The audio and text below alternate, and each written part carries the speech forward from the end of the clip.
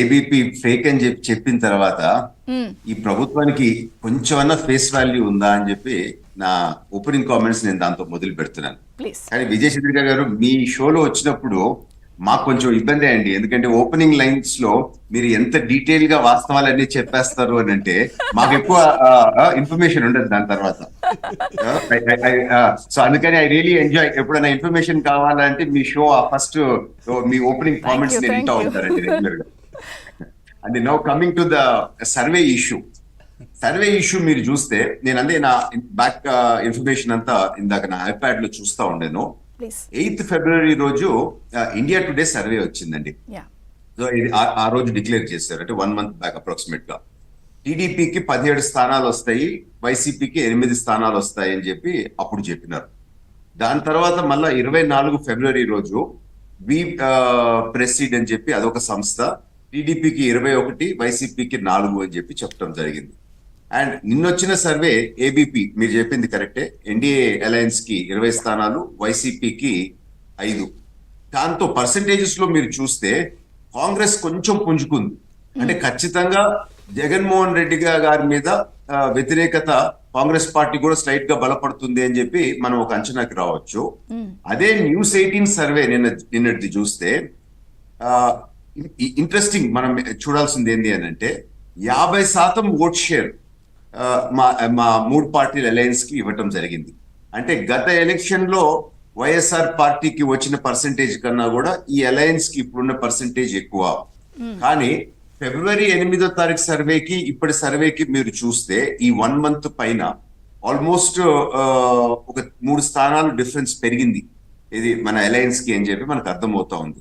So రాబోయే 1.5 నెలల్లో ఇదే ట్రెండ్ కంటిన్యూ అయితే వైఎస్ఆర్ పార్టీ పూర్తిగా తుడిచిపెట్టుకొని పోద్ది మన రాష్ట్రంలో అని చెప్పి ఒక అంచనాకి మనం రావచ్చు.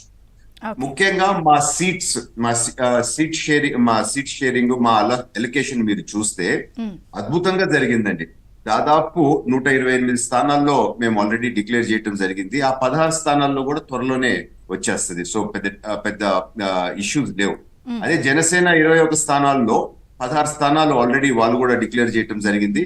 ఇంకా ఈ బ్యాలెన్స్ కూడా నాకు తెలిసి మన రేపు 17th మీటింగ్ లోపల ఇవన్నీ ఒక క్లారిటీకి వచ్చేస్తాయి. ఎందుకు అని అంటే ఈ అభ్యర్థులందరికీ ఒక స్పెషల్ స్టేజ్ వేసి ఒక స్పెషల్ గా వాళ్ళని కూర్చోబెట్టాలా, ఎందుకంటే వీళ్ళందరూ కంటెస్టెంట్స్ కనుక ఆ ప్రోగ్రామ్ లో అనే ఒక ఐడియాలో మేము ఉన్నాం.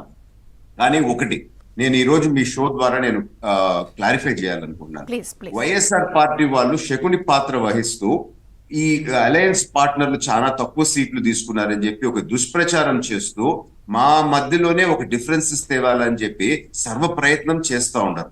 కానీ ఒక ఫిగర్ నేను మరొకసారి ఈ టైంలో గుర్తు చేయాలి. వారికి అన్యాయం ఏ విధంగా జరగలేదు. మనం ఎప్పుడన్నా డెమోక్రసీలో ఓట్ షేర్ ప్రకారం పోతామండి.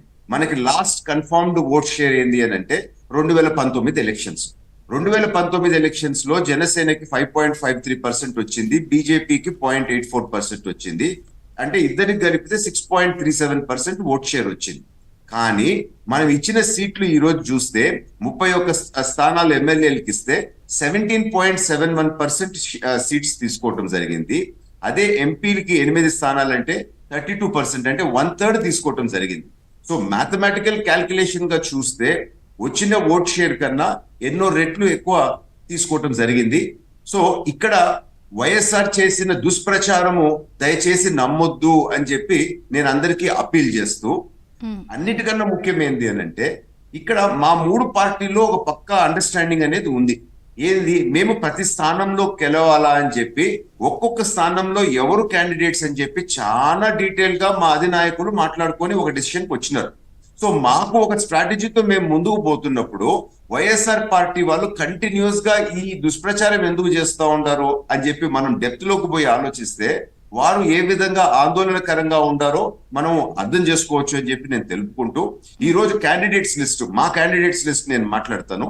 మీరు చూస్తే అన్ని వర్గాలు, రెడ్డి సామాజిక వర్గానికి కూడా 28 స్థానాలు ఇవ్వటం జరిగింది. ఎస్సీలకి 27, బీసీలకి 24, కాపులకి 8, ఏది మా పోషన్లోనే మళ్ళీ వేరే పార్టీలు కాకుండా, ఎస్టీలకి 4, అట్లా క్షత్రియ, వెలమ, వైశ్యులు, మైనారిటీలకి అట్లా అందరికీ రిప్రజెంటేషన్ ఇవ్వటం